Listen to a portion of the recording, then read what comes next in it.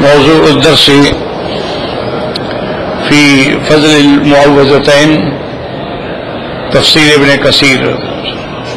الحمد لله رب العالمين والصلاة والسلام على أشرف الأنبياء وسيد المرسلين سيدنا محمد وعلى آله وأصحابه أجمعين. اللهم صل على سيدنا محمد وعلى آل سيدنا محمد كما صليت على إبراهيم وعلى آل إبراهيم في العالمين إنك حميد مجيد. أعوذ بالله من الشيطان الرجيم. بسم الله الرحمن الرحيم.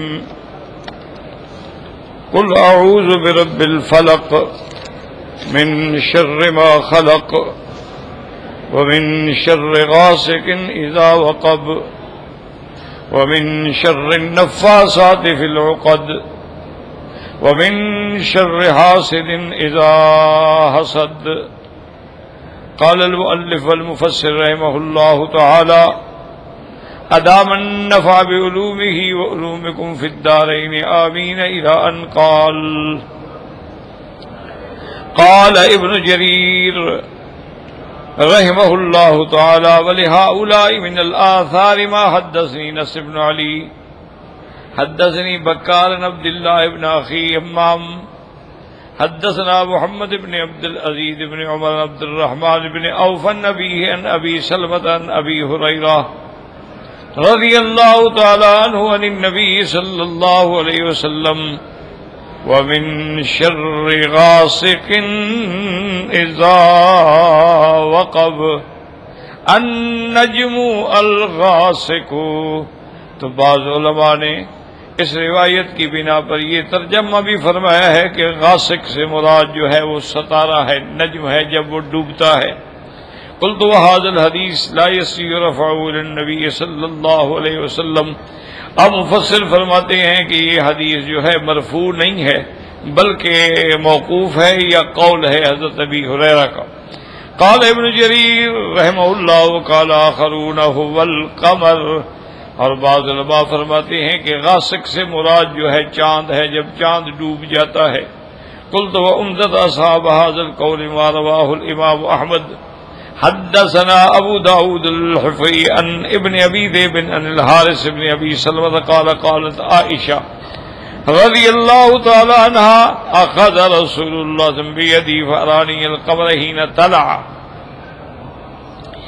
وقال تعوذی باللہ من شر هذا الغاسق اذا وقب.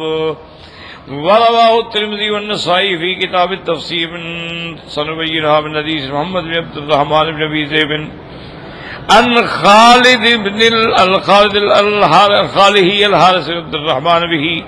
وقال الترمذي هذا حديث حسن صحيح ولفظه تعوذي بالله من شر هذا فإن هذا الغاسق إذا وقب.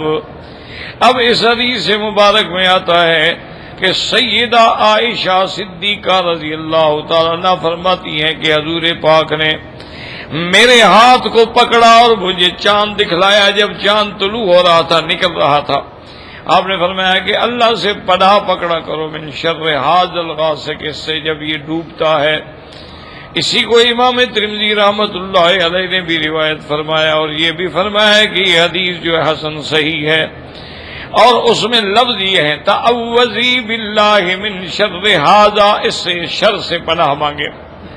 فإن هذا الغاسق اذا وقب، یہ غاسق ہے جب یہ ڈوبتا ہے. ولفظ النسائی تعوذی باللہ من شر هذا الغاسق اذا وقب. قال اصحاب القول الاول وهو آیۃ اللیل اذا ورد هذا لا ينافي قولنا لأن القمر آیۃ اللیل ولا يوجد له سلطان الا فيه وكذلك النجوم لا تضيء الا بالليل فهو يرجع الى ما قلنا والله تعالی اعلم. ابو مفسر رحمۃ اللہ علیہ فرماتے ہیں کہ یہ چاند جو ہے یہ بھی تو ایک رات کی نشانی ہے. اذا ورد هذا، اسی طرح چاند جو ہے وہ بھی ایک رات کے بغیر چاند ظاہر نہیں ہوتا ہے اور اس کے علاوہ اور کوئی سلطان نہیں ہے. اسی طرح ستارے ہیں وہ بھی رات کے بغیر نظر نہیں آتے ہیں. تو اصل بات یہ ہے کہ یاد رکھیں کہ صحیح اور راجح قول یہ ہے من شر غاسق اذا وقب کہ اللہ اس اندھیرے کی سے پناہ مانگے جب وہ اندھیرا چھا جاتا ہے. جب رات آتی ہے اور اندھیرا چھا جاتا ہے تو اندھیرے کے اندر ہی کئی نقصانات ہوتے ہیں، ظاہری بھی، باطنی بھی، اور جانوروں سے بھی، حوام سے بھی، سبا سے بھی، انسانوں سے بھی. تو اس لیے انہوں نے اس کو رات سے تشبیہ دی. اچھا، اب بعض علماء نے فرما دیا کہ اس سے چاند مراد ہے یا اس سے ستارے مراد ہیں، تو وہ بھی تو رات کو ہی ہوتے ہیں نا. تو لہذا یہ سارے قول جو ہیں تقریباً متقاربۃ المعنی ہیں کہ ستارے بھی ہمیں نظر نہیں آتے جب تک رات نہیں ہوگی، اور چاند بھی ہمیں نظر نہیں آتا جب تک رات نہیں ہوگی. اب دوسری بات یہ سمجھیں کہ اللہ کی تو یہ نعمتیں ہیں کہ اللہ نے ہمیں چاند عطا فرمایا، سورج عطا فرمایا، اللہ تبارک و تعالیٰ نے ہمیں روشنی عطا فرمائی، اللہ نے ہمیں دن عطا فرمایا، اللہ نے ان کو اپنے احسانات میں بھی ذکر فرمایا ہے. اس لیے اللہ تبارک و تعالیٰ فرماتے ہیں وَجَعَلْنَا اللَّيْلَ لِبَاسًا، ہم نے رات کو تمہارے لیے لباس کی طرح پردہ بنایا ہے. وَجَعَلْنَا النَّهَارَ مَعَاشًا، اور دن کو ہم نے تمہارے رزق کی تلاش کے لیے روشن کر دیا ہے تاکہ تم اپنا رزق حاصل کر سکو. اسی طرح اللہ فرماتے ہیں تبارک الذی جعل فی السماء بروجا وجعل فیہا سراجا وقمرا منیرا. اللہ فرماتی ہیں کہ وہ ذات بہت بڑی برکت والی ہے جس نے آسمان میں بروج پیدا فرمائے، اور پھر اللہ تبارک و تعالیٰ نے اس میں سورج اور چاند رکھا ہے. تو یہ نعمتوں میں بھی شمار ہوتا ہے، یہ اللہ کی نعمتیں. اس لیے میں نے کل آپ سے عرض کیا تھا کہ ہر چیز جو ہے اس میں من وجہ خیر بھی ہے اور شر بھی ہے. من وجہ وہ نعمت بھی ہے اور من وجہ وہ شر بھی ہے کہ کتنی قومیں ایسی پیدا ہوئیں جنہوں نے سورج کو خدا بنا لیا اور چاند کو خدا بنا لیا اور ان کی عبادت کرتی رہیں اور سارے تصرفات انہی کی طرف سے سمجھتی رہیں. اسی لیے آیا ہے نا کہ قیامت والے دن اللہ تبارک و تعالی الشمس والقمر یہ دونوں جو ہیں یکوران و یسودان، ان کا نور چھن جائے گا، سیاہ ہو جائیں گے. وہ یلقیان فی جہنم، اللہ ان کو جہنم میں ڈال دے. تو کیوں کہ بھائی تاکہ ان لوگوں کو جو ان کی عبادت کرتے تھے ان کو پتہ چل سکے کہ جن کو ہم نے متصرف الامور سمجھا ہوا تھا وہ تو خود جہنم میں جا رہے ہیں. تو اس لیے ہمیشہ یاد رکھیں کہ ہر چیز جو ہے نا جی، اب دیکھیں کہ رات ہے، نعمت ہے، رات نہ ہو تو ہمیں آرام کیسے ملے؟ جعل لکم اللیل سکنا، اللہ نے رات کو تمہارے آرام اور سکون کے لیے بنایا ہے. اور کتنا عجیب نظام ہے کہ جب رات آئے گی ساری مخلوق آرام کرنا چاہتی ہے. جانور ہیں، پرندے ہیں، چرند ہیں، حشرات ہیں، سب لوٹ پھر کے آئیں گے اور رات کو آرام کریں. اور دن کی جو ہی صبح کاذب آئے گی تو ہر چیز، چڑیاں بھی چہچہا رہی ہیں اور پرندے بھی اڑ رہے ہیں اور جانور بھی جاگ گئے، ہر چیز جاگ گئی. اللہ نے ایک ایسا نظام بنا. لیکن اسی میں دیکھیں کہ اب رات کے اندھیرے میں ڈاکے بھی لگتے ہیں، رات کے اندھیروں میں قتل بھی کیے جاتے ہیں، رات کے اندھیروں میں لوگوں کی عزتیں اور عصمتیں بھی لوٹی جاتی. تو اس لیے ہر چیز جو ہے نا جی اس کا استعمال ہے. اگر تم رات میں ہاتھ باندھ کے اپنے اللہ کے آگے کھڑے ہوتے، رات تمہارے لیے نعمت ہے، عظیم نعمت ہے کہ اس کے سدس الاخیر میں یعنی رات کے آخری حصے میں جب آدمی اپنے اللہ سے مانگتا ہے تو فوراً دعائیں قبول ہوتی. لیکن اس کے لیے ضروری بات یہ ہوتی ہے کہ آدمی جب سدس الاخیر ہونا رات کا تو بغیر کسی کو بتلائے ہوئے، بغیر دکھائے ہوئے، خالص تنہا بندہ ہو اور دیکھنے والا رب ہو، اور بڑے سکون سے کھڑا ہو، خشوع ہو، خضوع ہو، توجہ ہو، قلب اور قالب دونوں اللہ کی طرف متوجہ ہوں، اور وہ یہ دیکھ رہا ہو کہ گویا میں اللہ کو دیکھ رہا ہوں، نہیں تو اللہ تو مجھے دیکھ رہے ہیں نا. یہ مقام احسان ہوتا ہے۔ اور اسی لیے ایسے لوگ جب نماز پڑھتے ہیں نا جی، اب آپ دیکھیں نا مثلا کبھی کبھی آپ نے الحمدللہ کئی نمازیں پڑھی ہیں، کبھی بندہ کسی ایسے آدمی کے پیچھے نماز پڑھتا ہے جو اللہ کا ولی ہوتا ہے، اللہ کا بندہ ہوتا ہے، تو نماز میں ہمیں غلط خیال آتا ہی نہیں، اس کی برکت سے، اس کی توجہ اتنی اللہ کی طرف کامل ہوتی ہے کہ اس کی وجہ سے ہماری نمازیں بھی درست ہو جاتی ہیں۔ اسی لیے حضرت شاہ ولی اللہ محدث دہلوی رحمت اللہ علیہ نے لکھا ہے کہ جب آدمی فوت ہو جائے جنازہ پڑھنے کی کوشش کیا کرو، جنازے میں شامل ہو، بڑا اجر ہے، بڑا ثواب ہے۔ لیکن انہوں نے کہا کہ اصل بات یہ ہے کہ جب تم کسی بندے کا جنازہ پڑھتے ہو تو جنازے پڑھنے والوں میں کوئی بندہ ایسا آ جاتا ہے جو دعا کرتا ہے اور میت بخشی جاتی ہے، اللہم اغفر لحینا و میتنا و شاہدنا، تو کوئی ایسا اللہ کا بندہ کھڑا ہوتا ہے جو دعا مانگ رہا ہے تو اس کا فائدہ یہ ہوگا کہ میت بخشی گئی۔ اور حضرت نے لکھا ہے کبھی کبھی میت اتنی شان والی ہوتی ہے کہ اس کا جنازہ پڑھنے والے بخشے جاتے ہیں کہ تم میرے بندے کے لیے دعا مانگ رہے ہو تو جاؤ، تمہارے گناہ میں نے معاف کر دیا۔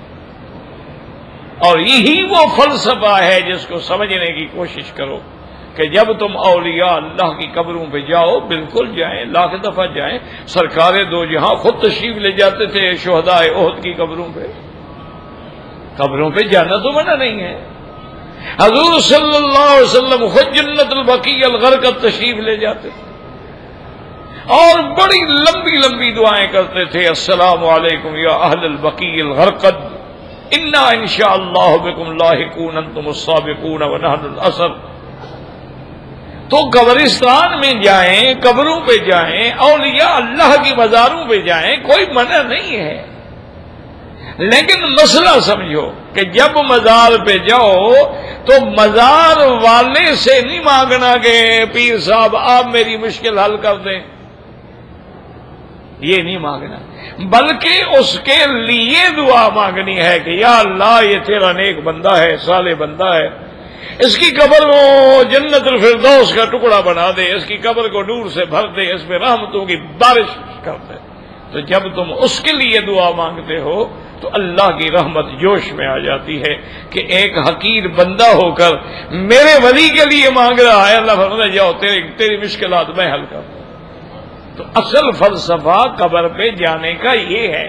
یہ جو ہے یہ تو شرک ہے کہ جا کے ان سے مانگو گے یا عبد القادر جیلانی شیئا للہ،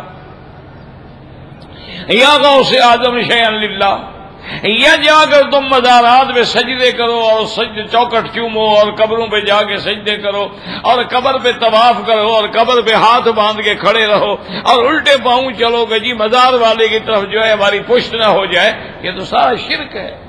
بدعات سے ہوتے ہوتے ہوتے جب ندا غیر اللہ آئے گی تو شرک آ جائے گا۔ جب اللہ کے سوا کسی غیر کو تم نفع نقصان کا مالک سمجھو گے شرک آ جائے گا۔ جب تم غیر اللہ کو پکارو گے تو شرک آ جائے گا۔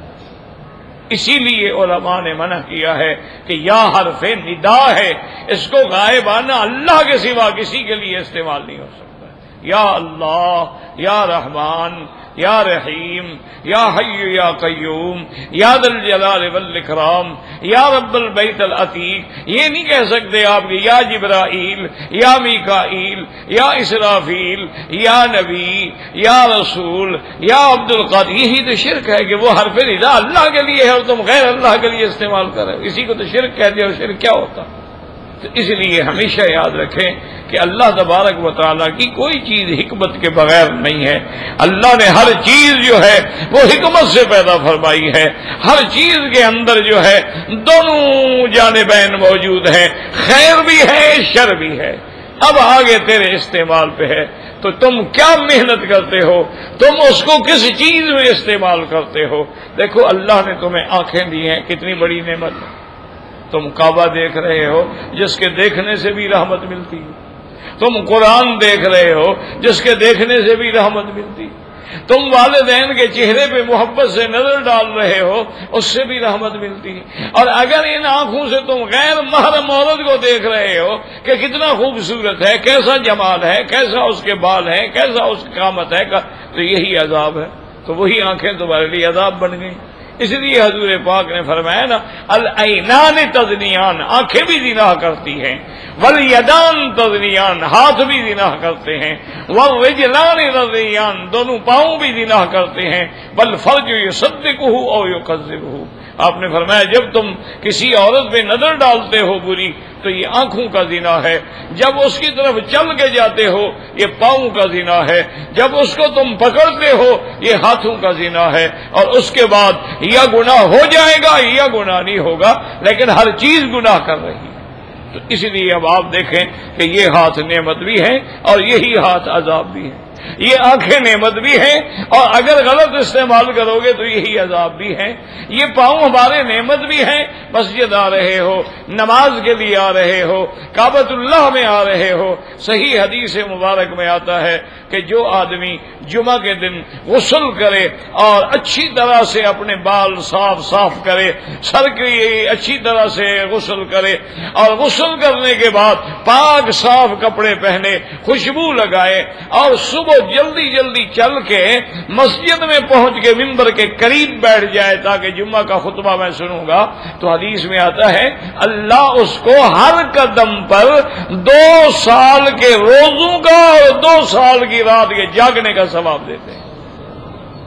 اب خود اندازہ فرما لو، ایک آدمی گھر سے، اچھا صرف یہی حرم سے بھی چلنا ہو تو کتنے قدم ہو جائیں گے؟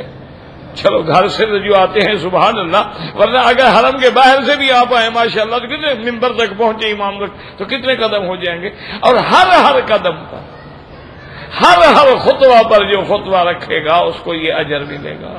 تو اس لیے ہمیشہ یاد رکھیں کہ بھئی رات ہے تو اصل قول یہی ہے جس کو جمہور نے لیا ہے کہ وَمِن شَرِّ غَاسِقٍ إِذَا وَقَبَ، کہ اللہ ہمیں اندھارے کے شر سے نجات دے جب وہ ڈھانپ لیتا ہے، جب اندھارا چھا جاتا ہے، اذا وقب اذا اظلم، جب آگے پورا اندھیرا مسلط ہو جاتا ہے تو اللہ تبارک و تعالی ہمیں اس کے شر سے نجات عطا فرما دے، اللہ تعالی اس کی خیر ہمیں حاصل ہو، شر سے ہمیں نجات۔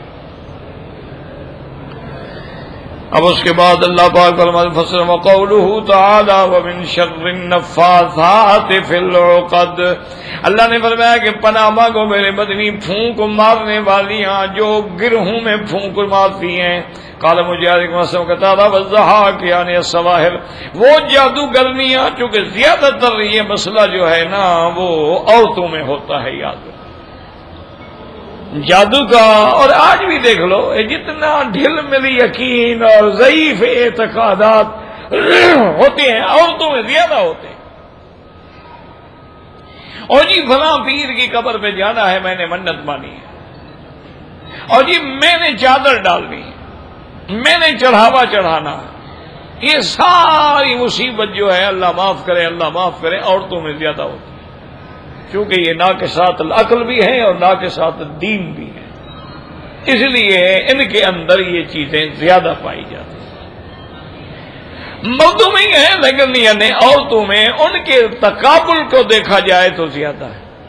تو اس لیے اللہ پاک نے فرمایا کہ اور وہ کرتی ہیں کہ گرہ لگاتی ہیں اور پتہ نہیں منتر شنتر پڑھ کے ان کو پھونکتی ہیں، پھر وہ گرہ بناتی ہیں، پھر اس کے ہار بنائے جاتے ہیں، پھر گلے میں ڈالے جاتے ہیں، کیا کیا کیا جاتا ہے۔ اللہ تبارک و تعالیٰ معاف کرے اور اللہ تبارک و تعالیٰ ساحرین کے سحر سے بچائے، اللہ تبارک و تعالیٰ اشرار کے شر سے محفوظ رکھے۔ یہ بہت بڑی مصیبت ہے، انا للہ و انا الیہ راجعون۔ تو اس لیے اللہ نے فرمایا پناہ مانگے، تو اس سے مراد کون ہے؟ وہ جادوگرنیاں۔ کان مجاہد اذا رکعنا ونفسنا فی العقد، حضرت مجاہد فرماتے ہیں کہ جب وہ منتر پڑھتی ہیں اور گرہ لگا کے ان میں پھونکتی ہیں۔ وقال ابن جرير حدثنا ابن عبد الاعلى قال حدثنا ابن ثور عن معمر بن طاووس النبي قال ما من شيء اقرب من الشرك من رقية الحية والمجانين. اس روایت میں آیا ہے ابن طاؤوس اپنے والد طاؤوس سے روایت فرماتے ہیں کہ انہوں نے فرمایا شرک کے قریب لے جانے والے وہ منتر ہیں جو سانپوں کے لیے اور دیوانوں کے لیے پڑھے جاتے ہیں، یعنی ان کے اندر ایسے کلمات ہوتے ہیں جو آدمی کو شرک تک لے جاتے ہیں. تو ایسے منتر اور ایسی کلام پڑھنی بالکل حرام ہے، یعنی جس میں غیر اللہ سے مدد مانگی جائے، یا ایسی کلام ہے جو بندے کو سمجھ نہیں آتی کہ کیا مطلب ہے اس کا. ہندی میں ہے، سنسکرت میں ہے، عبرانی میں ہے، کسی اور زبان میں ہے، تو ہمیں کیا پتا کیا ہے. تو ایسی چیزوں سے بچنا چاہیے. وفي الحديث الآخر أن جبريل جاء إلى النبي صلى الله عليه وسلم قال اشتكيت يا محمد صلى الله عليه وسلم فقال نعم فقال بسم الله أرقيك من كل داء يؤذيك ومن شر كل حاسد وعين الله يشفيك. اب اس حدیث مبارک میں آتا ہے حضرت جبریل حضور کی خدمت میں حاضر ہوئے اور آ کے عرض کیا کہ یا رسول اللہ آپ کو تکلیف ہے. آپ نے فرمایا کہ ہاں مجھے تکلیف ہے. تو حضرت جبریل نے یہ کلام پڑھی بسم اللہ ارقیک من کل داء یؤذیک ومن شر کل حاسد وعین اللہ یشفیک. یہ عجیب دعا ہے، یعنی جبریل نے حضور پہ پڑھی ہے. تو ہر مسلمان یاد کر لو، اپنے گھر والوں کو یاد کرا دو. چھوٹے چھوٹے بچے ہوتے ہیں بیچارے، وہ پاکی پلیدی کا تو خیال رکھ نہیں سکتے ہیں نا. آج کل تو خیر بڑی بڑی عورتیں جو ہیں اللہ ہدایت دے وہ بھی خیال نہیں کرتی ہیں، جنابت کی حالت میں رہ جاتی ہیں، حیض کی حالت میں پاک ہو گئی، یعنی حیض بند ہو گیا لیکن غسل نہیں کر رہی. غسل نہیں، جب تک غسل نہ کرے تو پاک تو نہیں ہوگی. حتیٰ تطہر، جب تک کہ پاکیزگی حاصل. تو انہی اوقات میں یہ شیطان حملہ کرتے، ہمیشہ یاد ہے. شیطان جو ہے نا یہ پلید حالت میں حملہ کرتا ہے.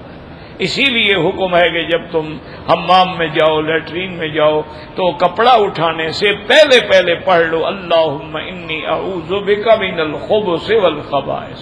تو شیطان کے فتنے سے بچ جاؤ گے، شیطان کے حملے سے بچ جاؤ گے، ورنہ شیطان ہر حال میں حملہ کرے گا. کیونکہ شیطان کا اڈا ہی گندی جگہ ہوتی ہے نا، شیطان ایسی جگہوں میں ہوتے ہیں.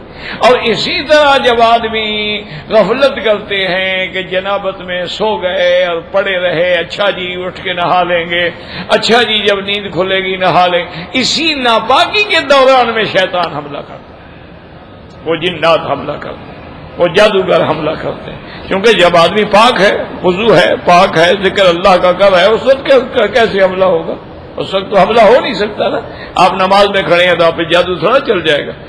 جب آپ ہٹیں گے وضو ٹوٹے گا، بغیر وضو کے ہوں گے، اب اس کو موقع ملے گا دشمن، اب وہ وار کرے گا. تو یہ دعائیں بڑی عجیب دعائیں ہیں جو خود حضور پاک نے پڑھی ہیں. اس لیے حضرت جبریل نے جو پڑھی بسم اللہ ارقیک، اللہ کے نام سے میں تم پہ کلام پڑھتا ہوں. من کل داء یؤذیک، ہر تکلیف سے جو آپ کو تکلیف دینے والی ہر بیماری سے. اور اس کے بعد فرمایا ومن شر کل حاسد وعین، اور ہر حسد کرنے والے کے شر سے اور ہر نظر بد والے کی نظر سے اللہ یشفیک، اللہ پاک آپ کو شفا عطا فرمائے. اب مفسر فرماتے ہیں اللہ ھذا کان من شکواہ ان سحر، شاید یہ اس دور کی بات ہے جب حضور صلی اللہ علیہ وسلم پر جادو کیا گیا. ثم عافاہ اللہ تعالی وشفاہ ورد کید السحرۃ الحساد من اليهود في رؤوسهم وجعل تدبيرهم في تدبيرهم وفزعهم. کہتے ہیں کہ پھر اللہ تبارک و تعالیٰ نے اپنے نبی کو شفا عطا فرمائی اور اللہ نے جادوگروں کے جادو کو ان پہ الٹ دیا اور اللہ نے ان کی تدبیروں کو ان کی ہلاکت اور رسوائی کا ذریعہ بنا دیا. ہر چیز کھل گئی اور ذلیل ہو گئے یہودی. یہ تو حضور کی مہربانی ہے نا کہ حضور نے بدلہ نہیں لیا. حضور رحمت للعالمین ہیں، آپ اپنی ذات کا بدلہ نہیں لیتے. حضور صلی اللہ علیہ وسلم نے کبھی کسی دشمن سے اپنی ذات کا بدلہ نہیں لیا، ہمیشہ معاف کر دیا. یعنی اتنی بڑی شفقت تھی، اتنی بڑی رحمت تھی میرے مدنی میں، سراپا رحمت، مجسمہ رحمت، آپ کا ہر قول رحمت، آپ کا ہر عمل رحمت، آپ کا ہر فعل رحمت تھا، اتنی مہربانی فرماتے تھے کہ جس کا آپ تصور نہیں کر سکتے ہیں۔ ایک صفحہ بخاری شریف میں حدیث ہے کہ ایک عورت حضور کی خدمت میں آئی اور وہ ایک بڑی خوبصورت چادر بنا کر لے آئی۔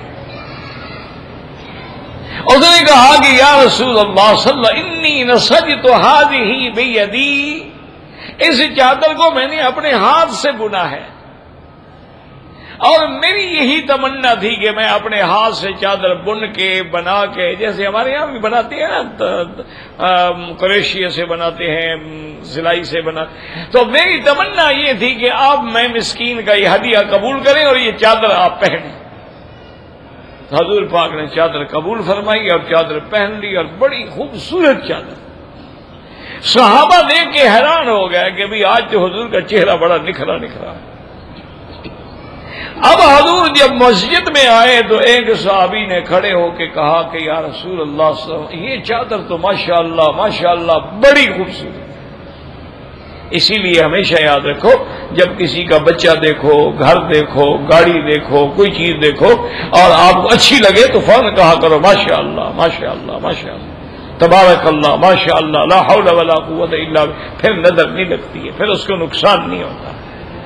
تو حضور کا حضور ماشاءاللہ بڑی چادر خوبصورت آپ کو لگ رہی ہے، اور چادر بھی بڑی خوبصورت ہے۔ آپ خاموش ہو گئے، گھر جانے کے بعد اس کو لپیٹ کے خادم کو بلایا کہ اس صحابی کو جا کے میری طرف سے ہدیہ کرو، کہ اس کو پسند آ گئی ہے وسیع کو دے۔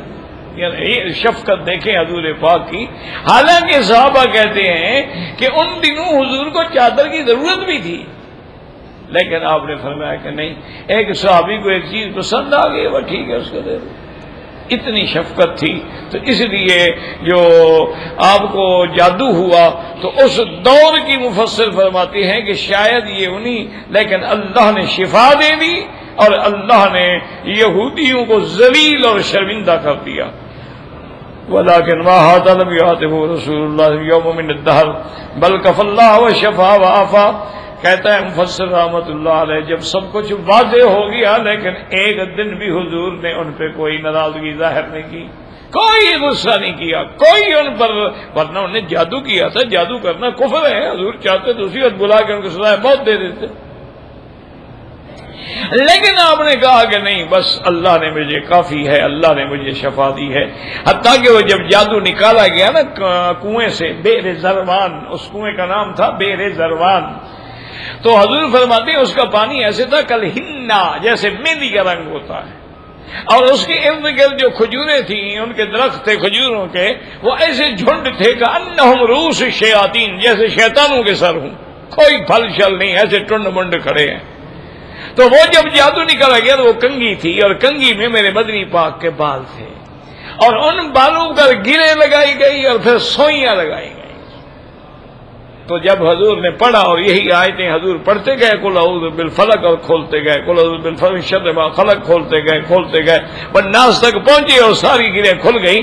سبحان رسول اللہ صلی اللہ علیہ وسلم، وہ جادو کا اثر جو تھا وہ ختم ہو گیا، اور حضور کا چہرہ جو تھا گلاب کی رنگ کی طرح اجڑ گیا۔ تو آپ نے وہ لے کے پھر کنویں میں ڈال دیا۔ جب واپس آئے تو بی بی عائشہ کو بتلایا تو بی بی عائشہ نے عرض کیا، حضور آپ لے تو آتے نا، کم از کم ہم دیکھتے تو صحیح نا کہ ظالموں نے کیسے کیسے جادو کیا۔ اور میں نہیں چاہتا تھا کہ فتنہ کھڑا ہو، کوئی لوگ جوش میں آ جائیں، کوئی صحابہ غصے میں آ جائیں۔ کہا بس اللہ نے مجھے شفا دی ہے تو اب اس کو ظاہر کرنے کی کیا ضرورت ہے، اس کا چرچا کرنے کی کیا ضرورت ہے، بس اللہ نے شفا دے دی۔ تو حضور پاک یہ چاہتے ہی نہیں تھے، ورنہ تو مدینے میں اس وقت حضور کی حکومت تھی، حضور صلی اللہ علیہ وسلم کا تسلط تھا، آپ کا قبضہ تھا، کہ چند یہودی کیا کر سکتے تھے؟ جب حضور نے بنو نذیر اور بنو قریظہ اور ان سب کو نکالا، کسی کو قتل کا حکم دیا، کسی کو جلاوطیں، تو کیا کر لیا یہودیوں نے؟ لیکن وہ اللہ کے لیے تھا، اپنے لیے حضور نے کبھی بدلہ نہیں دیا، اپنی ذات کے لیے حضور کبھی بدلہ نہیں دیتے۔ وقال الامام احمد حدثنا ابو معاویہ قال حدثنا الاعمش عن یزید بن حبان عن زید بن ارقم قال سئل النبي صلى الله عليه وسلم رجل سأل النبي صلى الله عليه وسلم من اليهود فاشتكى لذلك ایاما، ایک یہودی نے حضور پہ جادو کیا اور حضور نے کئی دن تک وہ تکلیف محسوس فرمائی. قال فجاء جبریل فقال ان رجلا من اليهود سحرك وعقد لك عقدا في بئر كذا وكذا. اللہ نے جبریل بھیجا، جبریل نے آ کے عرض کیا کہ یا رسول اللہ، ایک یہودی نے آپ پہ جادو کیا ہے اور آپ پر گرہیں لگائی ہیں، اور وہ فلاں کنویں میں، اور کنواں فلاں مقام پہ ہے، اس کے اندر ہے. فارسل الیہا من یجیء بہا، آپ کسی کو بھیجیں وہ نکالیں. فبعث رسول اللہ صلی اللہ علیہ وسلم فاستخرجها وجاء بها فحللها، آپ نے وہ نکالا اور اس کو جب کھولا تو اب حضور کا جادو کا اثر ختم ہو گیا. قال فقام رسول اللہ صلی اللہ علیہ وسلم كأنما نشط من اکال، حضور ایسے کھڑے ہوئے خوش ہو کے جیسے جکڑے ہوئے ہوں اور کھل گئے ہوں. فما ذکر ذلك یہودی ولا رأى في وجه الطامات، آپ نے اس یہودی کو بات ہی نہیں کی. یعنی کمال تو یہ ہے نا جی کہ معاف کر دو، یہ آسان بات نہیں ہوتی. معاف کر دینا جو ہے بہت بڑی بہادری ہے. آپ نے یہودی کو کہا بھی نہیں، یعنی منہ پہ شرمندہ بھی نہیں کیا کہ ظالم تم نے کیا کیا، کوئی بات ہی نہیں کی. رواہ النسائی عن نبی معاویہ محمد بن حازم الزریر. وقال البخاری رحمہ اللہ تعالی فی کتاب الطب من صحیحہ، امام بخاری رحمت اللہ علیہ نے کتاب الطب کے اندر یہ حدیث مبارک نقل فرمائی. حدثنا عبداللہ بن محمد قاسم سفیان بن عیینہ یقول اول من حدثنا به ابن جریج یقول حدثني آل عروة عن عروة فسألت هشاما عنه فحدثنا نبينا عائشة رضي الله تعالى عنها قالت كان رسول الله صلى الله عليه وسلم حتى كان يرى أنه يأتي النساء ولا يأتيهن. بی بی عائشہ فرماتی ہے حضور پہ اس ظالم نے جب جادو کیا تو اس جادو کی کیفیت یہ تھی، یعنی حضور سمجھتے تھے کہ میں بیوی سے ملا ہوں، حالانکہ ملے نہیں ہوتے تھے، یعنی پتہ ہی نہیں تھا، خواہش ہی ختم ہو گئی. قال سفیان وهذا شد ما يكون من السحر اذا كان كذا. حضرت سفیان فرماتی ہیں کہ یہ شدید سحر کی علامت ہے کہ آدمی کوئی کام کرے نہ کرے پتہ ہی نہ چلے. اس کے بعد فرماتے ہیں کہ فقال یا عائشہ علمت ان اللہ قد افتانی فیما استفتیت فیہ، حتیٰ کہ آپ نے پھر فرمایا کہ بی بی عائشہ اللہ نے مجھے خبر دے دی ہے جو مجھے تکلیف ہے. اتانی رجلان، دو آدمی آئے، فقال احدہما عند راسی والآخر عند رجلی، ایک میرے سرانے کی طرف کھڑا ہوا اور ایک میرے پاؤں کی طرف کھڑا ہوا. فقال الذي عند راسي للآخر، اس نے دوسرے پوچھا ما بال الرجل، آپ کو کیا تکلیف ہے؟ تو دوسرے نے جواب دیا مطبوبن، کہ آپ پر جادو ہے، جادو کیا گیا ہے. اس نے پھر پوچھا من تبہ، کس نے جادو کیا ہے؟ قال لبید ابن عاصم رجل من بنی زریق حلیف الیہود کان منافقا. اس نے کہا کہ لبید ابن عاصم نے جادو کیا ہے اور یہ بنو زریق سے تھا، یہود کا حلیف تھا، منافق تھا. قال وفیما، کسی چیز میں جادو کیا ہے؟ قال فی مشت و مشاطت، بال اور کنگی. قال وأین، اسے پوچھا وہ کہاں ہے؟ قال فی جف طلعت ذکر تحت رؤفۃ فی بئر ذروان. اس نے کہا کہ بئر ذروان کے نیچے جو لکڑی ہے، کنویں کے تہ میں جو لکڑی ڈالی جاتی ہے، اس لکڑی کے نیچے اس کو دفن کیا گیا ہے کنویں کے اندر. قالت فأتى البئر حتى استخرجه وقال هذه بئر التي أريدها وكان معها نكهة الحناء. حضور نے فرمایا جب میں نے دیکھا تو اس کا پانی ایسے تھا جیسے مہندی ملا ہوا ہو. وَكَانَ نَخْلَهَا رُؤُوسُ الشَّيَاطِينِ، اور اس کی کھجوریں ایسی تھیں جیسے شیطانوں کے سر ہوں. قَالَ فَاسْتُخْرِجَ فَقُلْتُ أَفَلَا تَنَشَّرْتَ فَقَالَ أَمَا اللَّهُ فَكَشَّفَانِي وَأَكْرَهُ أَن نُّصِيرَ عَلَىٰ أَحَدٍ مِّنَ النَّاسِ شَرًّا. جب اللہ تعالیٰ نے شفا دے دی تو صحابہ نے کہا کہ حضور آپ نے اس بات کو کھولا کیوں نہیں، اس ظالم کو پکڑا کیوں نہیں؟ آپ نے فرمایا کہ نہیں، میں نہیں چاہتا کہ اس بات کو پھیلاؤں تاکہ میری وجہ سے کسی بادوی کو کوئی تکلیف نہ پہنچے. بس اللہ نے شفا دے دی، بات ختم ہو گئی. واسند بن حدیث صاحب نے ابی زمرۃ انس بن عیاض وابی اسامہ ویحیی القطان وفيه قالت حتى كان يخيل اليه انه فعل شيئا ولم يفعله، یعنی آپ پر جو جادو ہوا اس کا اثر یہ تھا کہ آپ سمجھتے تھے کہ میں نے کھانا کھا لیا ہے، حالانکہ نہیں کھایا ہوتا. آپ کو خیال آتا تھا میں نے پانی پی لیا ہے، حالانکہ آپ نے نہیں پیا ہوتا تھا. وَإِنَّهُ فَأُمِرَ بِالْبِئْرِ فَدُفِنَتْ، پھر آپ نے حکم دیا کہ اس کنویں کو بند کر دو، مٹی ڈال کے بھر دیا جائے. وَذَكَرَ رواه هشام أيضا ابن أبي الزناد والذي سبق رواه مسلم من حديث أبي أسامة عن أسامة وعبد الله بن نمير رواه أحمد بن عفان وابن الشاب ورواه الإمام أحمد أيضا إبراهيم بن خالد عن معمر عن هشام النبي عن عائشة رضي الله تعالى عنها قالت لبس النبي صلى الله عليه وسلم 6 أشهر يرى أنه يأتي ولا يأتي، فأتاه ملكان فجلس أحدهما عند رأسه والآخر عند رجليه، فقال أحدهما للآخر ما باله؟ قال مطبوب. قال ومن طبه؟ قال لبيد بن الأصم، وذكر تمام الحديث. پھر وہی حدیث انہوں نے بھی ذکر فرمائی. وقال الأستاذ المفسر الصالبي في تفسيره قال ابن عباس وعائشة رضي الله عنهما كان غلام من اليهود يأخذ رسول الله دبت إليه اليهود فلم يزالوا يتأخذ مشاة راس النبي صلى الله عليه وسلم من أسنان فآتاها اليهود فسحروها فيها. ایک غلام تھا یہودیوں کا، وہ حضور کی خدمت کرتا تھا، یہودیوں نے اس کو تیار کیا، اس نے حضور کے بال مبارک بھی چرائے اور کنگھی کے کچھ دندانے جو تھے وہ بھی چرائے، یہود کو دیے. تو پھر انہوں نے اس کے اندر آپ کے خلاف جادو کیا. وہ سارا جادو جو تھا اسی میں کیا گیا، لیکن اللہ تبارک و تعالی نے آپ کو شفاء کاملہ سے نواز دیا. وَكَانَ الَّذِي تَوَلَّى ذَلِكَ رَجُلٌ مِّنْهُمْ يُقَالُ ابن عاصم، اس نے کیا ثم دسها في بئر لبني زريق یقال له ذروان، اس نے بنی زریق کا ایک کنواں تھا جس کنویں کا نام ذروان تھا، اس میں جا کے اس نے اس کو چھپایا. فمرض رسول اللہ صلی اللہ علیہ وسلم تثر شعر رأسه، حضور صلی اللہ علیہ وسلم بیمار ہو گئے، آپ کے سر کے بال مبارک بھی گرنے لگے. ولبث 6 اشہر، 6 مہینے تک یہ رہا.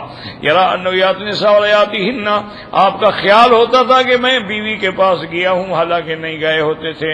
وجعل یذوب ولا یدری ما ہو، آپ کا بدن مبارک ایسے تھا جیسے پگھلنا، یعنی کمزور ہونا شروع ہو گیا ہو. بینما ہوا نائم، حضور سو رہے تھے، اذ اتاہ ملکان، 2 فرشتے آئے.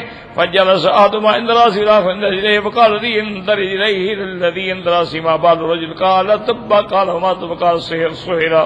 قال ومن سحره؟ قال بيد الناس اليهودي. قال وبما طبه؟ قال بمشط ومشاطة. وقال واين هو؟ قال في جف الطلعة ذكر تحت رأوفة بئر ذروان. والجف قشر الطلع، یعنی جو کھجور کا گوشہ جب نکلتا ہے اس کو کہتے ہیں جف. والرأوفة حجر في اسفل البئر، الرأوفہ کہتی ہیں جو کنویں کے اندر سب سے نیچے جو پتھر ہوتا ہے. یقوم علیہ الماء، اسی پر وہ رکھا جاتا ہے لکڑی کا گول دائرہ. فانتبہ رسول اللہ صلی اللہ علیہ وسلم، آپ بالکل گھبرا کے اٹھے. فقال یا عائشہ ما شہدت ان اللہ اخبرنی بدائی، اللہ نے مجھے خبر دے دی ہے کہ مجھے کیا بیماری ہے. ثم بعث رسول اللہ علی والزبیر وعمار ابن یاسر، آپ نے حضرت علی کو حکم دیا، حضرت عمار اور حضرت زبیر کو بھیجا. فنذهب البئر كأنه نفقات الحنا، انہوں نے جا کے کنویں کا پانی نکالا، ایسے تھا جیسے مہندی ملا ہوا ہو. ثم رفعوا الصخرة، پھر وہ پتھر کو ہٹایا. فأخرجوا الجف فإذا فيه مشاطة رأسه وأسنان من مشطه وإذا فيه مطر معقود فيه 12 عقدة، اس کے اوپر جو رسی لپیٹی گئی تھی اس کے اندر 12 گرہیں لگی ہوئی تھیں. مغروزة بالإبر، اس میں سوئیاں چبھوئی گئی تھیں. فأنزل الله تعالى سورتين فجعل كل ما قرأ آية انحلت عقدة، اللہ نے یہ صورتیں اتاری، جو حضور پڑھتے گئے اس کی وہ گرہ کھلتی گئی. وجہ رسول اللہ وجہ رسول خفت حین انحلت العقدۃ الاخیرہ، اور جب آخری گیرہ بھی کھل گئی تو حضور پاک نے بڑی آسانی محسوس کی. فقام کانما رشت من اقال وجعل جبریل علیہ السلام یقول، اور جبریل بھی یہ آپ کے لیے یہ کلمہ پڑھ رہے تھے، بسم اللہ ارقیک من کل شیء یؤذیک من حاسد وعین اللہ یشفیک. فقالوا یا رسول اللہ فلا ناخذ الخبیث نقتله، فقال رسول اللہ اما انا فقد شفانی اللہ واقرا ان یسیر علی الناس شرا. هكذا اورد بلا استاذ فی غرابۃ وفی بعضی نکارۃ شدیدۃ روادی شواہد ما تقدم. تو صحابہ نے عرض کیا کہ یا رسول اللہ اگر ہمیں حکم دیں تو ہم اس ظالم کو جیسے جادو کیا ہے پکڑ کے قتل کر دیں. آپ نے فرمایا کہ نہیں، اللہ نے مجھے شفا دے دی ہے تو اب میں کسی کو کسی عذاب میں مبتلا کرنے پہ راضی نہیں ہوں. واللہ اعلم.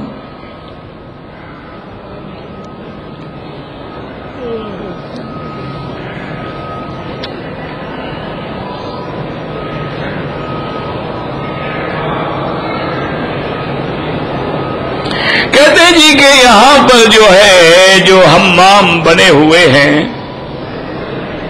ان میں بیسن بھی وہیں لگا ہوتا ہے واش روم میں، اور آدمی وہیں کھڑے ہو کے وضو بھی کرتا ہے، تو کوئی منع نہیں ہے میرا بھائی. جو بنے ہوئے ہیں تو پانی کھینچنے سے ہر چیز چلی جاتی ہے، پاک ہو گئی، جگہ صاف ہو گئی، اب اس میں کوئی گندگی تو نہیں پڑی ہوئی ہے. تو کہنا ہے کہ وہاں ہم وضو کرنے سے پہلے بسم اللہ بالکل پڑھ سکتے ہیں، کوئی بات نہیں، کیونکہ جب صاف جگہ ہے تو اس میں پڑھنا کیا بنا ہے. سسٹم ہی ایسا ہوتا ہے کہ جب آپ کھینچیں گے تو پانی سب گندگی بہا کے لے جائے، نہ ہو تو دل میں پڑھ لیا بس.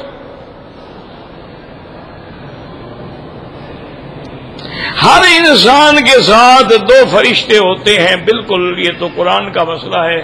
کرامن کاتبین یعلمون ما تفعلون. کہتے ہیں وہ کس عمر میں ساتھ ہوتے ہیں؟ جب آپ بالغ ہوتے ہیں، جب گناہ مکلف بنیں گے. بالغ سے پہلے تو آپ مکلف ہی نہیں ہیں، آپ پر کیوں لکھا جائے؟ جب آپ اس کے مکلف بنیں گے کہ اب آپ نے گناہ کیا تو آپ پکڑے جائیں گے، اس لیے لکھنا تو اس وقت شروع ہوگا.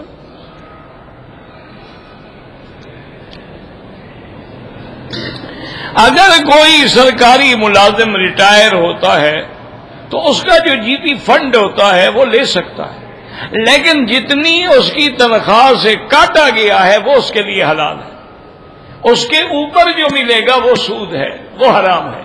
وہ لے لیں ان سے اور غریبوں کو بغیر نیت ثواب کے دے دیں. ثواب کی نیت نہ کریں، کیونکہ ثواب حلال پہ ملتا ہے، حرام پہ ثواب نہیں ملتا. وہ تو پیسے حرام ہیں لیکن ان کو ضائع تو نہیں کرنا ہے نا. تو اس لیے علماء نے یہ بھی لکھا ہے کہ کسی مسجد کے لیٹرین نہیں ہے، لیٹرین بنا دیں. کوئی راستہ خراب ہے، راستہ بنا دیں. یا کوئی اور غریب مسکین لوگ ہیں بیچارے، آج کل تو لوگ روٹی کو بھی ترستے ہیں. جہاں 15 روپے کی روٹی ہو، 10 روپے کی روٹی ہو، ایک غریب آدمی کیا کھا سکتا ہے اور کہاں سے لا سکتا ہے؟ جس کے 10 بچے ہوں وہ کہاں سے 100 روپے کی روز روٹی خریدے گا یا آٹا خریدے گا؟ انا للہ و انا الیہ راجعون. یعنی بالکل ہم یہ قطعاً اس طرف سوچ ہی نہیں رہے ہیں. ہم سمجھتے ہیں جی کہ یہ سبب بن گیا، اور جی بیماری آ گئی، اور جی وائرس لگ گئی، اور جی کیڑا لگ. او بابا کوئی کیڑا نہیں لگا، ہمارے گناہوں کا اور نافرمانی کا اور بے حیائی کا کیڑا لگا ہوا ہے. آج بھی تم سارے اجتماعی توبہ کر کے اللہ کے دروازے پہ گر جاؤ تو خزائن السماوات والارض کا اللہ مالک ہے، ہر جگہ سے وہ خزانے کھول سکتے ہیں. زمین سے بھی کھول سکتے ہیں، آسمانوں سے بھی کھول سکتے ہیں. دیکھا نہیں تھا کہ جب تک صحابہ کا دور تھا کہ دریائے نیل جو تھا وہ جب تک رسم نہیں ہوتی تھی، ایک خوبصورت کنواری لڑکی کو بالکل دلہن بنا کے زیور پہنا کے دریا کی نظر کیا جاتا تھا، ورنہ دریا نہیں چلتا تھا. حضرت عمر نے خط لکھا اور دریا کو خط لکھا کہ ان تجری باذن اللہ، اگر چلنا ہے تو اللہ کے حکم سے چلو، اگر نہیں چلتے ہو اللہ کے پاس خزائن السماوات والارض، ہمیں تمہاری کوئی ضرورت نہیں. اس دن کے بعد سے آج تک وہ دریا بند نہیں ہوا. تو اس لیے ہمیشہ یاد رکھیں کہ اللہ تعالیٰ نے قرآن میں ایک نہیں کئی مقامات پر ہمیں تنبیہ کی ہے، کئی مقامات پر ہمیں انذار فرمایا ہے، اور اللہ نے ہمیں مثالیں دے دے کے سمجھایا ہے کہ کتنے لوگ تھے بڑے آرام سے کھا رہے تھے، لیکن جب گناہوں میں اور غرور میں پڑے تو اللہ کے عذاب نے پکڑ لیا۔ علاج کیا ہے؟ توبہ۔ یاد رکھو، اس لیے کہ میرے مدنی پاک نے جو علاج بیان فرمایا، ما نزل بلاء الا بذنب وما رفعت الا بتوبۃ، ہم پر کوئی مصیبت نہیں آتی مگر کوئی نہ کوئی گناہ ہوتا، اور وہ ٹلتی نہیں جب تک کہ ہم توبہ نہیں کرتے۔ اس لیے بعض اسلاف نے لکھا ہے کہ آدمی گھر جائے اور بیوی نافرمانی کرے، بات نہ سنے، یا کوئی ایسی بات کہہ دے جو شان کے خلاف ہو، تو وہ کہتے تھے اچھا آج مجھ سے کوئی گناہ ہو گیا ہے اس لیے یہ میری نافرمانی کر رہی ہے، اگر مجھ سے گناہ نہ ہوتا تو میری نافرمانی کیوں کرتا؟ تو اس لیے اس پر ہماری توجہ ہی نہیں۔ ہم کہتے ہیں جی ہم بیج اچھا منگوا لیں گے، ہم جناب کھاد لے آئیں گے، وہ اسباب ہیں اللہ کے بندے، اسباب پر بھی عمل کرو، لیکن دینے والا تو اللہ ہے نا، جب وہ راضی نہ ہو تو اسباب کیا کریں گے؟ یہ اسباب ہیں کہ ہم اچھا بیج لائیں، اچھی کھاد لائیں، اچھے سپرے کریں، تو اسباب ہیں، لیکن دینے والا تو اللہ ہے نا۔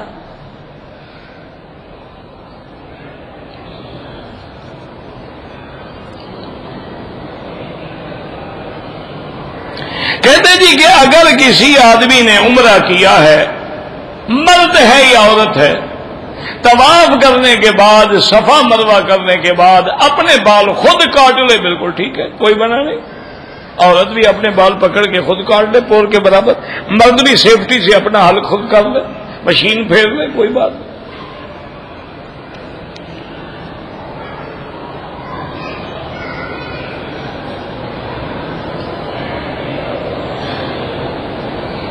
کہتے جی کہ ہمارے ہاں مرغی سے لے کر بکری جانور اس لیے حرام ہو جاتے ہیں، کہتے ہیں کہ عورت ذبح نہیں کر سکتی، لا حول ولا قوت الا باللہ۔ پتہ نہیں یہ کہاں سے مسئلہ نکالا ہے؟ حضور پاک نے خود حکم دیا ہے بیویوں کو کہ اپنی قربانی کے جانور ذبح کرو۔ اللہ کے بندے، کہاں کس نے تمہیں مسئلہ بتایا کہ عورت ذبح نہیں کر سکتی؟ عورت مسلمان نہیں ہوتی، عورت مسلمان ہے، پکڑے بسم اللہ اللہ اکبر، چھری پھیرنے بات ختم ہو گئی، کوئی منع نہیں۔ کیوں جانور، یعنی جانور حرام ہو جائے عورت ذبح نہیں کر سکتی؟ یہ بالکل غلط گھڑا ہوا مسئلہ ہے۔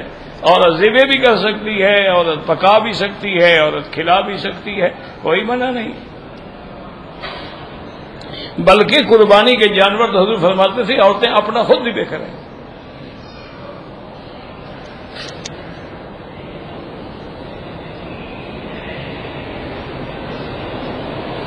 جو لوگ جمعرات کو مرتا لوگ بولتا، پتہ نہیں کوئی کیا مرتا کیا بولتا، مجھے تو پتہ نہیں۔ جو آدمی مرنے سے 3 دن پہلا بولتا میں توبہ مرتا، پتہ نہیں کیا ہے، کون سی زبان ہے بھائی، مجھے تو سمجھ نہیں آتا۔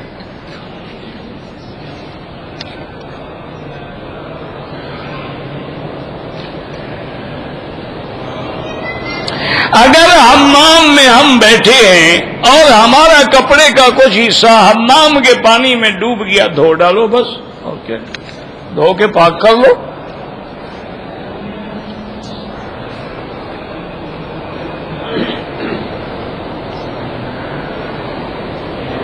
کہتے جی کہ حضرت عمر نے سورۃ بقرہ کی تفسیر کے بعد، ہاں تو تفسیر کے بعد تو خوشی میں ہوتا ہے، بہرحال انشاءاللہ جب ابن کثیر کی یہ ہماری صورت ختم ہوگی تو انشاءاللہ ہم، کیونکہ دیکھیں نا ایک بات یاد رکھیں کہ تفسیر ہوتی ہے، ہم چاہے کوئی بھی شروع کریں، ہم دیکھتے ہیں کہ اس جلد کی ابتدا جو ہے سورۃ الصافات سے ہے، پھر اسی سورۃ الصافات سے انشاءاللہ شروع کرتے ہیں۔ مقصد تو اللہ کے قرآن کی تفسیر ہے نا، اور تفسیر آدمی جب بیان کرتا ہے تو صرف ابن کثیر نہیں ہوتی، اور بھی حوالے آ جائیں گے نا، اس میں اور بھی تفسیروں کے حوالے آ جاتے ہیں، تو انشاءاللہ یہ چلتا رہے گا۔ باقی کہتے ہیں جی کہ دعوت ہونی چاہیے، تو آپ دعوت کھلا دیں سب کو، میں نے تو منع نہیں کیا۔ میں نے تو آپ کو منع نہیں کیا ہے کہ تفسیر ختم ہونے پر آپ دعوت نہ کھلائیں. یہ تو نہیں پڑھائے بھی استاد کھلائے بھی استاد. دیکھو کتنے سمجھدار طالب ہیں ماشاءاللہ.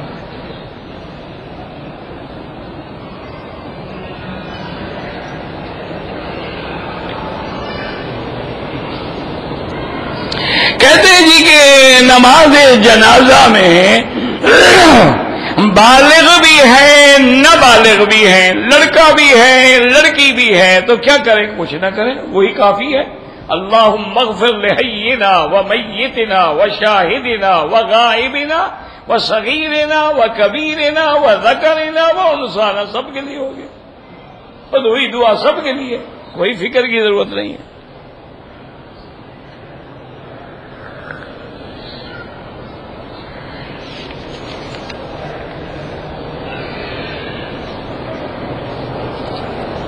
میرا بھائی حرم ہو یا غیر حرم، نمازی کے آگے بالکل نہیں گزرنا چاہیے. اور نمازی بھی یہ کوشش کریں کہ راستوں میں کھڑے نہ ہوں.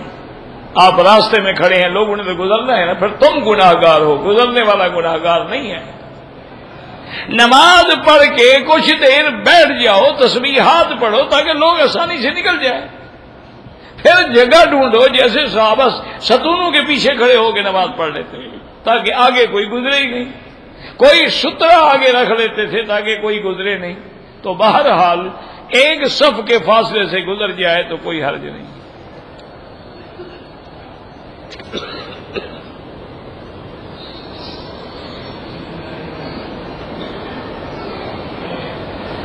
کہتے ہیں جی کہ میں نے عمرہ مکمل کرنے کے بعد عورتوں کی طرح پیچھے کے اس طرف سے تھوڑے سے بال کاٹے ہیں. ماشاءاللہ تو آپ پر دم پڑ گئی. بال بھی کٹواؤ اور ایک بکری دم بھی دو. تمہیں عورتیں بننے کا کیوں شوق ہو گیا؟ عجیب بات ہے.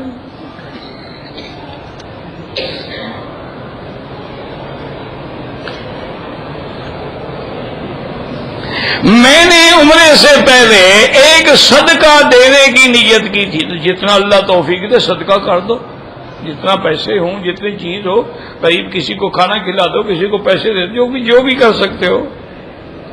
عمرے کے طواف میں رمل جو ہے پہلے 3 چکروں میں ہوتا ہے. رمل مانا ہوتا ہے اس طرح جیسے پہلوان چلتا ہے. تو باقی 4 چکروں میں رمل نہیں ہوتا ہے.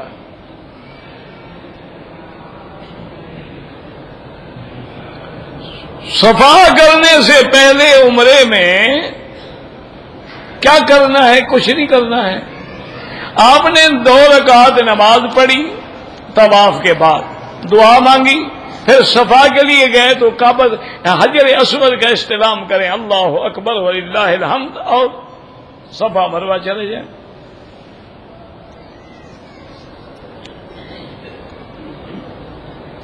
عمرہ جو ہے بالکل عمرہ، اس میں کوئی شبہ نہیں ہے کہ عمرہ جو ہے وہ ایک نفلی عبادت ہے.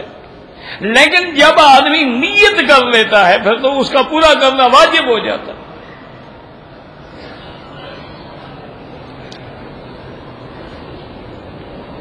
کہتے ہیں جی کہ صفوں میں اتصال ضروری ہے، یہاں نہیں ہوتا. دعا کرو اللہ کرے یہاں بھی ہو جائے.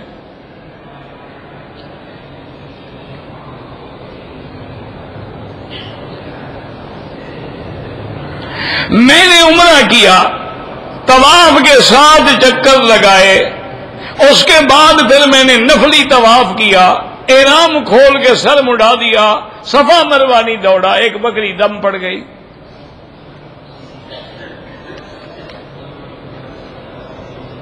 کہتے جی کہ ہمارے ملک میں 12 ربیع الاول کو میلاد منایا جاتا ہے، وہ بالکل بدعت ہے، بالکل خالص بدعت ہے.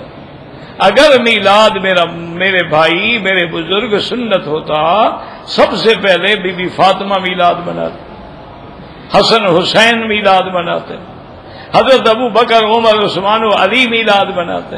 ان سے زیادہ تو ہم قریب نہیں ہیں نا حضور کے، نہ ہمیں زیادہ محبت ہے. یہ تو 600 سال بعد ایک بادشاہ نے رسم نکالی تھی، وہ مسلمانوں کے گلے میں پڑ گئی. اب جو میلاد کرے وہ تو پکا اہل سنت والجماعت، جو نہ کرے وہ وہابی. حالانکہ جو کرے وہ اہل بدعت والاحداث والاہواء، وہ اہل سنت کہاں رہا؟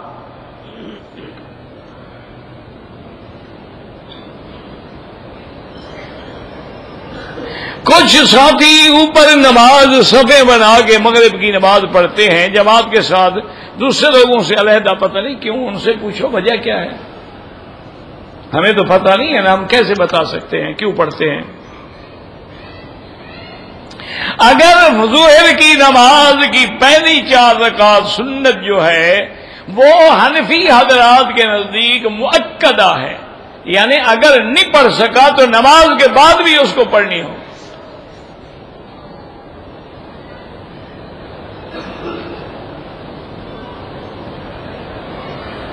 اگر مدینہ منورہ سے واپس آنے کے بعد عمرے کا احرام باندھا ہوا تھا اور کوئی کیڑا گردن پہ بیٹھا مارا تو مر گیا، کوئی بات نہیں، جتنے کیڑے ہیں سارے مار ڈالو، کوئی فرق نہیں پڑتا۔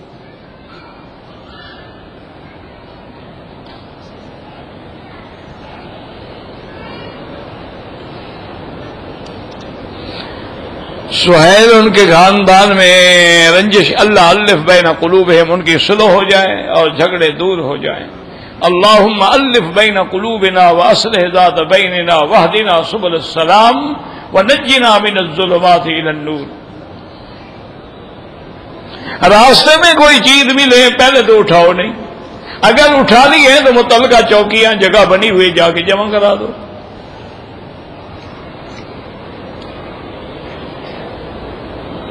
ہماری بڑی امی کی اولاد کوئی نہیں، ان کے شوہر کا انتقال ہو گیا ہے، اگر وہ بوڑھی عورت ہے پھر تو عورتوں کے ساتھ آ سکتی ہے، جوان ہے تو نہیں آ سکتی۔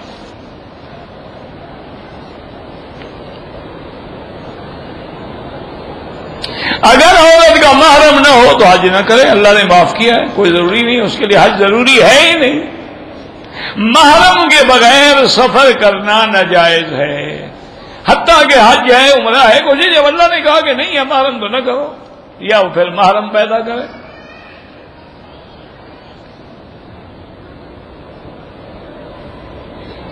یہاں ایک مولوی صاحب ہوتے تھے پرانے، ہم چھوٹے تھے پڑھتے تھے، جب میں قرآن شریف یاد کرتا تھا تو حرم کے بالکل دروازے کے اندر مدرسہ ہوتا تھا، ہمیں یاد ہے کہ ہم حرم کے کمروں میں کھڑے ہو کے نماز پڑھے، صفیں مل جاتی تھی۔ یہ تو اب حرم بڑا بن گیا نا، اس وقت چھوٹا حرم تھا، پرانا حرم تھا۔ تو وہ مولوی صاحب تھے نا جی، وہ اکثر کوئی آدمی ان سے مسئلہ پوچھتا کہ حضرت عورت جو ہے وہ بغیر محرم کے حج پہ آ گئی، انہوں نے کہا بھائی بہت بڑا گناہ ہے، بغیر محرم کے سفر کرنا تو حرام ہے۔ انہوں نے کہا حضرت اب کیا کریں، آ جو گئی ہے، کہتے پھر اس کا نکاح کر دیں، فقیر حاضر ہے۔ تو ہم نے سنا تھا اللہ عالم کہ وہ ہر سال مسکین حج باقاعدہ شادیاں کرتے تھے، طلاق دیتے تھے، گھر چلی جاتے، اللہ عالم۔ ہم تو چھوٹے چھوٹے تھے، سنتے تھے لوگوں سے، تو مولوی کو جا کے چھیڑتے تھے ہم کہ ہاں جی آپ کا کوئی رشتہ ہوا، شادی ہوئی نہیں، وہ مارتا تھا ہمیں کہ تم کیا کہتے ہو، جاؤ دوڑے۔ تو بہرحال محرم ملنا تو کوئی مشکل نہیں ہے نا میرا بھائی۔ وہ حجاج بن یوسف کی دور کا ایک واقعہ ہے، اللہ معاف کرے، بڑا ظالم تھا نا حجاج۔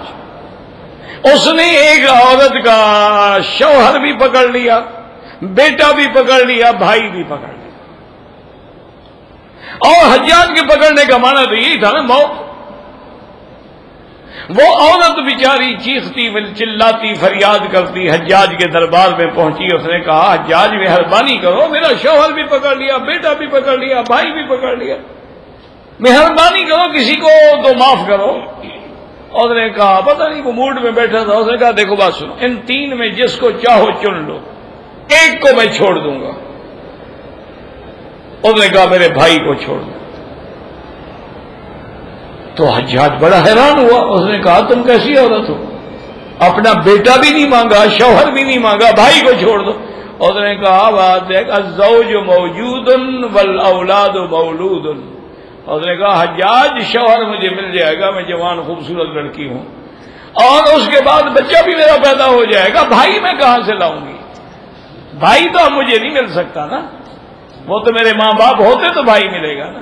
تو اس نے کہا اس کے تینوں ہی چھوڑ دو۔ بس حجاج موڈی آدمی درہم آ گیا. طواف کے 7 چکر پورے ہو گئے، فرض نماز کی اذان ہو گئی تو پہلے نماز پڑھو، پھر مقام ابراہیم پہ 2 رکعت پڑھو. فرض پہلے ہیں، ہر چیز سے مقدم ہے. باقی جتنی حرم کے حدود میں مساجد ہیں سب کا ثواب جو ہے لاکھ تو ملتا ہی ملتا ہے نا، لیکن کعبۃ اللہ کی وجہ سے اور جماعت زیادہ ہونے کی وجہ سے یہاں تو 27 لاکھ تک ثواب بڑھ جاتا ہے. اللہ